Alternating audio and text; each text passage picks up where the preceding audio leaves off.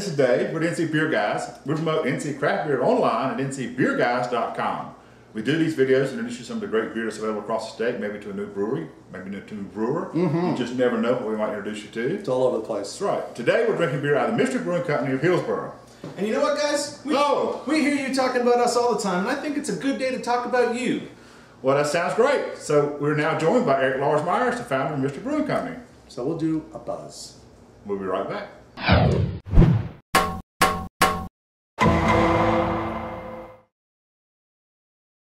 Hi, I'm Glenn. This is Dave. We're the NC Beer Guys. Welcome to another episode of NC Beer Buzz.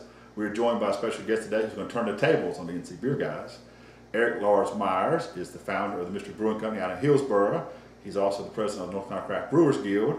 And since it is coming up in NC Beer Month, we're going to sit down with Erik and he's going to talk to us about, I guess, the NC Beer Guys. About you, yeah, absolutely. You know, Thanks for being with us, first off. We appreciate you joining us. So much for in the having NC Beer Guys studio, which is otherwise known as Dave's Kitchen. It's wonderful. It's everything that I imagined it would be. So yeah, I mean, we hear from you about breweries around the state so often, and I thought it would be really nice to actually, you know, talk a little bit about you guys and how you guys get started and what drives you to do this thing, because you are such an important part of the North Carolina beer industry at this point. And I think for a lot of people who have started up breweries, you've just always been there. But of course, that's not true. That's right. We didn't always exist. So when did you actually get all of this going? April, 4 years ago. Yeah. So in 12. Actually, we started in NC Beer Month. We had been brewing a little bit before that. And of course, we're drinking craft beer. Dave's craft beer journey is a little ahead of mine. But we've been drinking together as drinking buddies. But yeah, April we got started, got the website up in April and did our first few videos then. Yeah, they were ugly. So what was the idea when you guys started? Like, you know, we want to do. I know for a little while you were doing reviews, and you had this great thing where you were reviewing like a pint. The different levels. Yeah. Yeah, we rated bottle bomber growler. Actually, the very first thing we started was trash. Oh yeah. We actually had a category for trash. We thought we were so pompous then. We were going to trash beer. Yeah, but because we figured if We never did for one of those, actually. We never tried for one beer on camera. Yeah, I did that one. But back to that was it. the linearness of the story. As I said, we were drinking buddies. Yeah. And increasingly, we were in a group of drinking buddies who we were the ones who were drinking something that everybody else didn't know. And it was, what are you drinking and where did it come from? Great. So we kind of got into our heads that we are doing something that's a little bit interesting to people. And as you well know, we were right on the verge of the craft beer buzz. Yeah. There were like 70 breweries in North Carolina when we started. Oh, I don't even think it was that many. I think you're talking about 45, maybe 50. And we weren't sure, honestly, as we got talking about what would we do and could we do, because Dave's a web designer and graphic artist by trade. And I had just retired from state government, so I had time and energy. And Dave had a skill set, and I could talk, and Dave could talk. So we said, well, let's see what we could do, some videos, and just see. But as you said, we got there looking, everybody was drinking beer on camera. Yep. And we wanted to make sure we offered something of value besides just our own opinions. So we did start in a way that we soon got away from. We didn't do very many of those. It was a few, but then we decided that who are we to tell somebody that beer is good or bad? I mean, honestly, in all the years, I haven't had a beer that when I opened up a bottle, except for one, and there's a reason that it went bad. It was a bad beer. Yeah, sure. And so, but for the most part, you have a beer and you're like, it's okay. I mean, there's nothing wrong. And also, if you don't like a style, you know, it's like movie critics, and it's funny, I read an article about that, that people were criticizing a movie for the most ridiculous things. And so, same thing with beer, that they say this beer is bad because it's an IPA, and they don't like IPAs. I'm like, that's not right. And who are we to say that? I mean, who are we to say this beer is bad because I never had a bracket before, so this is a bad beer, this beer sucks. And that became crucially obvious to us as we started drinking around the styles. Of course, the first few we did were things we knew and loved. Sure. But then as we started to expand our own palate, and our palates, as you know, do expand as you drink more and different craft beers, you learn to appreciate things that you never thought you liked or thought you would like. But we think that's part of the challenge for our viewers and for everybody who drinks craft beer. You need to, number one, experience beer, not just drink it. Yep. Know something about the culture and background of where it comes from, which we hope we bring to the audience. But also, expand your own palate. Be adventurous and go there and order something that you don't know for sure you're going to like. Otherwise, you don't know. Right. So as we started drinking, for instance, IPAs, at first neither one of us were big hopheads. Dave's a little more than I am now, and I'm still not a hophead. But I think now a good IPA. Sours is a good example later on. because Dave is now in the sour. I never have yet gotten really into it. I just don't appreciate a sour. Which doesn't mean I don't think I can know one that's okay and good for those of you who like sours. Right. But off camera, I never will sit down and order a sour for my own pleasure and enjoyment. Sure. So we hope we are regular guys drinking beer and talking about it and bringing something to the viewers who watch what we do and appreciate what we do that is unique to their own experience and adds to their value. Mm-hmm. And then, of course, things kind of blew up and expanded, and we started doing lots more stuff on the website with Dave's skill set. And we have the maps, the brewery maps, because people got asking about, well, where do we get this beer? And where is this beer made that you talk about? Mm-hmm. So we did brewery maps, bottle shop maps, homebrew store map. We got all kinds of maps. We want to be a resource for people. Right, it escalated. And we've seen what other websites do. But it's a matter of that we want to, when we ask a question, like, well, other people are asking it too.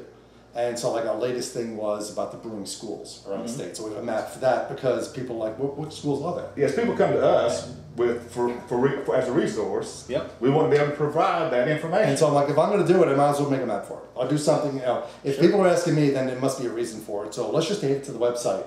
And it gets traction. I mean, it's really cool because that's what people are looking for, especially with the way the industry's going. And with all the social media that we do, which also came as an afterthought in some ways, we didn't even realize that would be so much of what we had to do. Sure. People care where we are, what we're drinking, who we're drinking with, where we're going. We see that as part of our job to promote the events and the spaces that we occupy and to let people know where we're going. And that just, we're almost at 10,000 Twitter followers now, which is like incredible for us to think. That's wonderful. A few years ago, anybody cared what we thought or where we were. You were a goal we had to beat. Yeah, we always had a few people ahead of us. I look at people and go, okay, we have to test this, we have to test this. And as you know, that requires you to be out there all the time, in real time, because people like to be interactive in real time, not just when you're at your other day job. And you got to leave it behind. You can't just set an hour aside every night and do it. You got to kind of always be up on top of that. Oh yeah, because this is not my full-time job. Of course. People think it is. They're like, so it must be great drinking beer for a living. I'm like, if I did that. Nice. It's just like the same thing with brewers. So in any given week, you're shooting on Sundays and you're processing videos during the week and putting them out on a very regular basis. In any given week, how much time are you guys putting towards this? It really does vary. Between website development and video editing and concept creation and everything like that. It's like 20 to 30 hours. Because I come home and either crack of dawn or at lunch break or when I get home, the video editing, a buzz, depending on how I do it, can take a couple of hours to put together. Which doesn't count the time it took to go to the brewery and tape it and to get home. I mean, we're out. Last couple of weekends, for instance, we've been out of town, not this weekend, but before. And we might leave on Friday afternoon and come back Sunday afternoon. We might leave Saturday morning and come back Saturday, Sunday morning. But so we do a couple of weekends a month we're out, and of course we're in the Triangle carrying Apex. So we can get to a lot of places at night. So it's at least one night a week, and sometimes two, and sometimes more, where we're out at a local so-called event, like driving the street or driving somewhere for something going on. But it's kind of, again, it's not arduous work. No, it's fun. We like doing it. We like being together. We have a relationship and a personality that carries through to our work. We think we like that very much. We like that part of our chemistry, and it's kind of it is a lot of time and effort. It doesn't feel like work too much. It's not. I love video editing. So to me, it's like brewing. When you love what you're doing, then the time doesn't count to me. Doesn't feel as much like work. Right. So for me, sitting with an editor was great. When I get to fool around with stuff. Because that's where that's my degree is television production that I never got into. So this is a way of doing that. Sure. And the same thing with website. Not as much as exciting, but I feel with what I'm doing, it's more information out there. And, and that was the whole thing that we want to take what's in this head and spread it to everybody else. And that's the cool part. And we have a pretty good division of labor now. That was something we also had to work out at first. We both can't do everything. We kind of know who's going to do what. And we have our roles kind of defined between us, so we don't have to ask each other every minute, are you going to do that and I'm going to do that, or are you going to respond to that Twitter, or are you going to do the Facebook? We kind of know who does what, which doesn't mean that's always the case. Sometimes we exchange roles. Sure. But it's kind of more natural now. It's a flow. We kind of know what's going to happen. Also, we write, and we do some personal appearances and those kind of things. So that takes some time, but that's not every week. No. You know, every week it's Sunday afternoon here, so we can put up a video on Monday morning of what we call our beer promotion videos, which we sit and talk about a promotion. And then it's usually 2 a month at least, and some months more, some months only 2. Yeah. Where we do the NCBeerBuzz, where we get with you and let people know who brings you the beer. Yep. Behind the scenes story, so to speak. And you're getting out into breweries on a very regular basis. How many of the breweries that are in the state now, which is we're about 160, how many do you think you've been in? 120? Yeah, I was going to say 125, so yeah. Because we see, when we see it, I'm excited when I see one opening. We like to get and I want to get out there. I want to look. So we try and make it a point. That's like a trip to Charlotte to get up to Cabarrus and got some new serum. You know, I love seeing that. I like seeing it first. We also think that that's more of a duty to bring the new guys out, to help people understand that people, frankly, know kind of about mystery. Sure. They know about Foothills or Full Steam. Sure. I think you've been around long enough that you shouldn't be unknown to people who care to know. Right. But if you're a Cabarrus Brewing or a new serum just getting on the market, a lot of people don't even know and won't if they don't get out there. So we think it's our duty somewhat to get the word out to people who follow us, because we are supposed to be the NC Craft Beer experts. We'd like to be the subject matter experts. Not every piece of the world, but we like to claim our spot. A little edge. That's right, our little place. So if we hear that you're open, we like to get, if it's possible, and we can't always get to all of them, of course. We are, as I said, we wondered at first if there'd be enough work to even do to keep us busy. We thought that when you had that as little, we're like, we'll get around to work. I mean, 2 years and we're gonna be done. Yeah, so we never thought about this progression, that we had a growth from what it was when you came into the market to what it is now. It's a considerably different market. You guys have a lot of beer in your hands if you're going to have all of them. It's not more than we can ever do, but it's a constant pleasure that there's always something new and different, somebody new to meet. And as we were saying off camera, it's always educational for us to sit down in a brewery with a new brewer or an old brewer that we know maybe. Maybe we knew him from another place in the community, the beer community, but he's now stepped up and done his own bottle shop or his own home brew store or whatever he's done. Or even, some of the ones that we've been doing lately, which is really cool because it shows you how long it's been, that I'll use Noda, that we did a buzz with them, one of our very first ones. And they just started, they just opened for the most part. And then we went back and revisited because they moved to a bigger location, bigger equipment, and so we've seen the growth. The same thing, Wicked Wheat has grown. All these other places, like, could you come back again because look what we got now. Yeah. And I was like, yeah, that's awesome. Because all the old videos are still out on our website and on our YouTube channel, so people can go back and reference. So there is some historical archive we're building too of that matters. I've been the victim of that. Yeah. Yeah. Well, that's right. Yeah, that's right. And sometimes brewers get on camera and say things that they firmly, absolutely believe at the time. But as you know, context changes, life changes, the market changes, the drives change, and you will make a decision later that you don't necessarily regret, but you know it's at odds with what you said before. But again, we're showing to people who pay attention to what we do the evolution of the whole beer community, the beer craft process. Growth and how the community changes. Right. And how even somebody who has pretty firm principles and ideals has to grow and change and evolve to be a continuous player in the market. So as you guys have been going through this, what do you think your biggest challenges have been as you've been putting all this together? Now it is keeping up.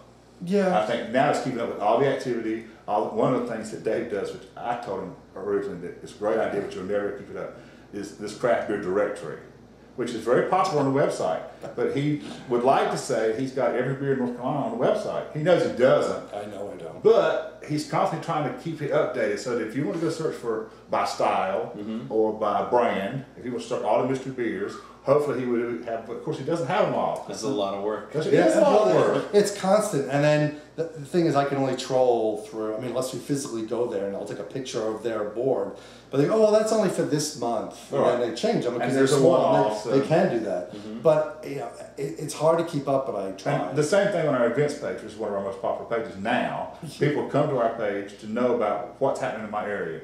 Or if I want to go to a beer festival in March or April or May, I need to go look in the future and see what's out there.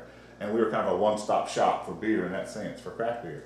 But that means we have to go out and find and know about the events. Right. And everybody yet doesn't have us on their radar. Somebody to just send all their press to, and we'll out what we want and what we don't want. So we have to constantly be searching, and that's what we do not a lot of times. It's just go scroll through A lot of Facebook, Twitter, anywhere, and finding out what people's events are so we can put them up. I mean, So the challenge is keeping up, I think, yeah, and staying fresh, yes. because we don't want our stuff to get old. Sure. As Dave says, we've evolved a lot since we were new. Well, and I've seen what other websites, well, like when we started, how they've given up. Mm-hmm. You know, and it just and so basically when you go to it now, it hasn't changed. They haven't done anything to it. So at least we know with ours, it's constantly changing. And what's nice is Google recognizes that. Google sees, oh, you are updating it all the time, so you get recognized as being the subject authority in that area. So And even if they go and see an old video, they also are on the same page where they can see a new one. So they can both go and get the context of 4 years ago, but they can probably go find some new information too.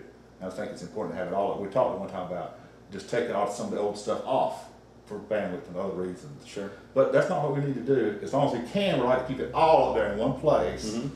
So it is a library of sense for information. Because that's really the challenge for us is the information passing. That's what's in for us. Sure. What do you think the most fun part of it is? I mean, just going out and seeing new breweries, like and meeting the people. What do you find most fun about the work that you're doing? I like that. I like going and exploring and seeing the excitement with a new owner, a new brewer, showing off their toys. You know, it's like, I'm over here at a brewery, and I'm like, this is great. I mean, and they're very proud of what they have, whether it's a 1 barrel or a 30 or 50 barrel. And we've seen They every have kind that. of configuration you can imagine, as you know. And that is great, because they're like kids on Christmas morning. Yeah. The kick for me, we run in a pack, and people think we're just alike. We're very different, actually. The kick for me, in many ways, is the personal interactions. Mm-hmm. When we're at a festival, people come up to us, oh man, you're the beer guys, and we follow you, we care what you're doing. That feels so rewarding that our little effort somehow brought them along on their craft beer journey, and they have learned from what we do. And the personal, because we have made very, very good friends from what we do. We never would have met these people if we didn't otherwise be out there. And we enjoy each other's company, and that's what benefit to both of us. It's very helpful. So many things. That's right. Very, very helpful that you guys like each other. There'd be really awkward. It would be videos. as much time if we spend in travel and be together. It would be hard if we didn't get along.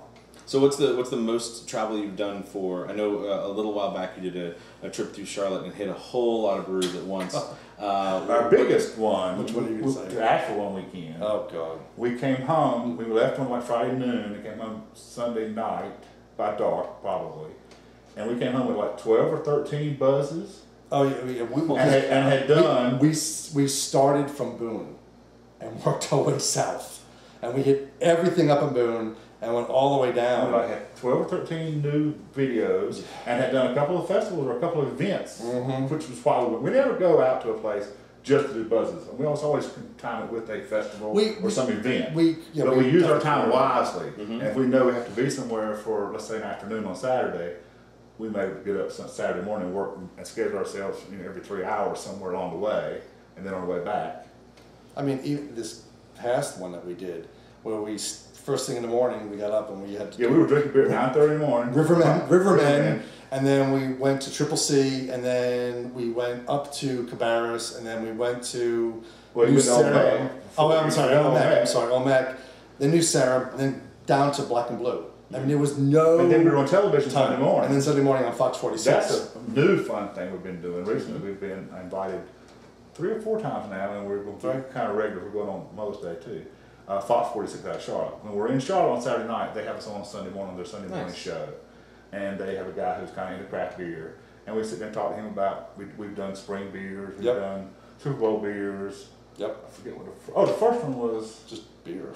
just kind of who we were. Yeah, who we were. And next one, we're going to be doing food and beer pairings. We're going to cook with their chef. Yeah. Food and beer pairings. And you guys also work with WRAL as well? We write for RAL. Yeah. We do the articles, which is really our last one. Brown about. It was crazy with the beer and Girl Scout cookies. That was great. That was I think, when I look at, because I look at it, I'm all about analytics. It's the most popular out and about that they've had. Written article they've had for the analytics. It just took off. That was really cool though. Because all that darn research. That's right. We had a lot of Girl Scouts. That was a wonderful thing. Girl Scouts, thank you. I want you to do Yeah. And we paid for all those cookies too. Yeah, and as I walk up to them, I wanted to say, they go, hey guys, when they walk in, just don't sell the cookies. Tell them to go in and buy beer. That's right. Yeah, I don't think we need a little girl. It might not work. Probably best, yeah. Probably not very good. Probably not very good. So you're doing a lot of writing. You're doing some television work. Where's the future of the NC Beer Guys going? What do you see coming up for you? What would you like to see this develop into? Where do you think everything is going? Well, as I said before, I think the challenge is keeping it fresh and current, which does mean keeping up on the new technologies, the new social media, those kinds of things. Like we forever were not on Instagram, and recently we've stepped out. I forced them into it. Dave wanted to see somebody's Instagram, and he had to log in to see it. So we're now. He texted me one night late. We now have an Instagram account. I thought, well, it was because old Meg put something out there, and it said you can't see us unless you have an account. I created an account. Went, let's get on Instagram. Glenn, you're the social media guy. So that was something for me to keep up with. So, and we dabbled in Periscope recently. We've not really been very good at that yet, but we're going to do more of that. So I think the challenge, which kind of drives the future, is we will be whatever we need to be to bring the word, which has always been the word, to our viewers. And of course the viewers drive that by what they ask us and their interactions with us. We tend to be, and think it's important to be responsive. So it's where they take us, it's where we're going to be. We don't really have ambitions. We would like it to be something that ultimately would support us without other jobs. I was going to say, is there a future in which the NC Beer Guys is full-time job? We would love that, but I kind of doubt it. Yeah, that's like winning Powerball. As you know, breweries don't have big advertising budgets. It's true marketing. The craft breweries, I'm sorry. And that's just the way. And we understand that. We understand that part. We've been fortunate that we do have some ad revenue now and some sponsors and some good partners. So it pays for itself. The first couple of years, it was all out of our pocket. We did incorporate this year. So we've got some things going in the right direction. So it'll be bigger and better, but not that different than what it is, I don't think. No, I mean, it's just more. I mean, by the end of this year, there may be 200 breweries. Yes. Yeah. So I mean, it's more work. Yep. And we tried a thing or two that didn't work that we might want to revisit. At one point, we had a guy who was doing. We called him the NC Beer Chef, and we had incorporated him into our website. And we were going to do more food and beer pairings and recipes and that kind of thing on the website. He kind of lost interest in. I don't know how it didn't work, but it didn't work. Right. Doesn't mean it wasn't a good idea. Right. We just didn't. We were probably not ready for it. Actually, we might have been too green ourselves to make that work. Yeah. Now, I mean, I know a lot more. I think we might could do that. All that reading. Now. Right. But I mean, it's also, I think people are looking for that. I mean, with a lot more places opening up as brew pubs, and out in far West Carolina, 2 brew pubs opened up. Yep. So, and they're incorporating, they say, no, we're going to brew beer, and we're going to cook with the beer, and we're going to pair the beer. So and there are more beer dinners out there, as you know. Because all that farm to fork restaurant movement is so aligned, and so the culture is so much like the local craft beer movement. Yeah, tied to the local economy and the agriculture and the farm. That is so close that you don't want to separate those, really. You want to show that synergy, I think. So I think we will do more food stuff. We've done quite a bit, but I think we'll do more. Yeah, we'll just get someone to do it. We might. We are better at that now, but I think at some point there is room for expansion of the Beer Guys brand, and we've actually been fortunate with something we do want to mention. We've done a couple of collaborations. Dave's a brewer. We homebrew together. He's a brewer. I'm kind of the assistant. But we've been fortunate to do a couple of collaborations and have branded beer released under our brand, which is kind of a kick for us, of course. It also shows some authenticity, that we know something about what we're talking about. Sure. Which is what I think is important. Dave likes the joy of just being the brewer. I think it adds to the brand a lot because it gives us some stamp on the forehead that says these guys are doing something about brewing beer too, not just talking about it and drinking it. Right. I think that's important because we do want to be, as I said before, regular guys drinking, but we don't want to speak from a position of stupidity. We want people to know we know what we're talking about. Sure. Right, but I know I will never be a Cicerone. I look at that and go, we did the off-flavored thing, and I'm not just not getting it. Well, it's also like we decided early on, people were saying, why aren't you BJCP certified as a judge? And why can't you come in and do some judging for us? Number one, we don't really want to tie our brand to judgment of people's beer. Right. But it's all the same way. It'd be, if you're a judge it, you're being the same thing as judging a professional beer. And granted, when it's homebrew, you can wind up with truly bad beer. And I've done it. I have plenty that I've poured out. So I just don't want to have it's been rated poorly by others. Well, so, I mean, so we know how it works. We know that great beer gets overlooked because it's not the style that everyone accepts. It's not pure to the style. But we do protect our brand pretty fiercely and try to police ourselves that we don't get too far off in the weeds from what NCBeerGuys should and shouldn't be. So we kind of wanted to grow organically, and every once in a while take a path that might not be right, but we hope it is, of course. So here's my least favorite question that I always get asked whenever I'm doing interviews and tours and all this good stuff, so I'm going to lay it on you. Favorite beer? Well, I have a big favorite beer. I love the Devil's Transparent Triple out of Aviator. I just really into Belgians anyway. It's kind of my style. It suits me. And that beer, I think, just hits the mark every time. It's consistent. Excellent. It's also happens to be one of the first triples I ever had. Probably was the first triple I ever had.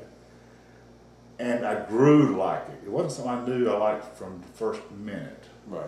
But that's by far my favorite. Although I'll have to say, too, that my palate's expanded a whole lot from when we started this thing. Oh, yeah, absolutely. You've had a lot of beer. We've had a lot of beer. Yeah. You have a favorite? Your favorite's out of state. My favorite's out of state. Yeah, go for it. I've said it. It's not like I haven't said it, but it's Dew Claw's Euphoria. Nice. It's a caramel, toffee, almond, brown ale. And I love it because it's so complex, but I get everything out of it. But, it depends on my mood. I mean, as you know with seasons, your palate changes every season. You expect certain things. And that's why what you do is so different than any brewery around. So, and I feel it's the same way because you ask me on a Saturday and it's super hot, what's your favorite beer? And it may be, a lighter lager or Kolsch because I'm sweating right now. And then you go to the middle of the winter and it's going to be darker. It's really, what are you asking me? Right. Kind of a thing. So it's not, it's the same way they go, where's your favorite brewery? And earlier on I said, that's a much harder question. I said, well, earlier it was the brewery that gave me, if they served 10 beers, I liked 6 of them. That 6 were really good. But even that's not fair because brewers that have less or more, and I'm like, but I really, really like this beer, even though it's the only one out of the whole thing I like, but I really like it. Does that make it the best? I don't believe that's really, it's subjective. That question is so invalid too because your favorite brewery is one that meets your needs at that time.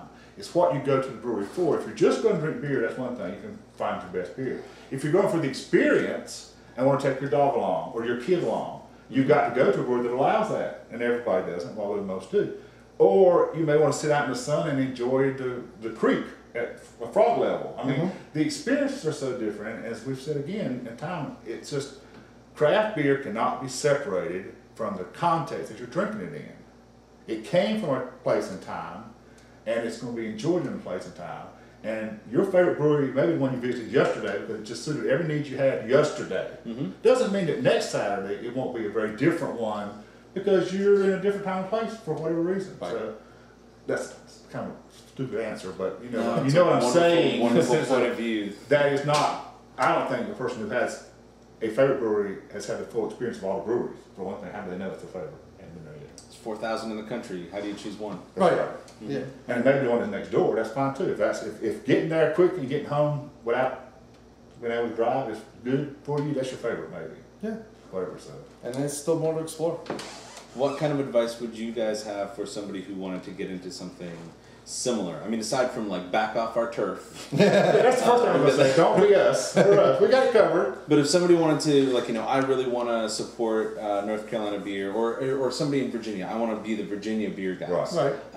What kind of advice would you have for them about how to make this work for them? You guys have learned a lot in the past 4 years. Heck yeah! I mean, it's a lot of research. It is a lot of work. I mean, it's much more work than people realize. Honestly, to keep up.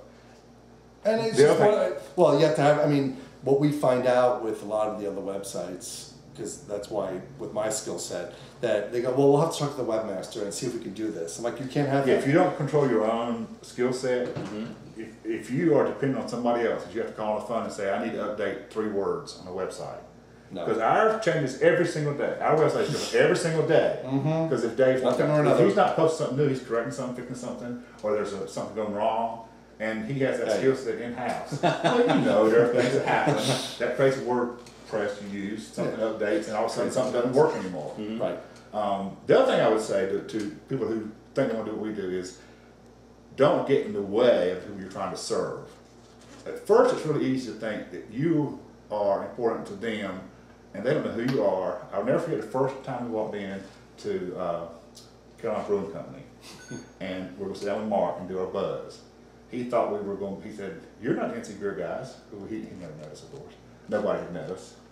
I said, "Yes, we are." He said, "I thought you'd be 20-somethings wanting to drink free beer."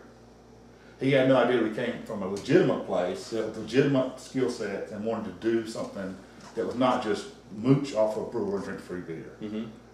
And that you have to understand when you go into a place that they have their needs. You need to stay out of the way and compliment those as much as you can, not demand their attention, and not become adversarial anyway. Right. If we don't bring something to the table, you shouldn't be there. Yep. I think. That's wonderful. It's I got to tell you from my perspective, from the Brewers Guild perspective, you know, where I'm in touch with a lot of breweries, and from my own brewery standpoint, we can't value you guys enough. You do an enormous amount of work. Thank you. And you do wonderful things for North Carolina beer, and we just can't thank you enough for doing everything that you do.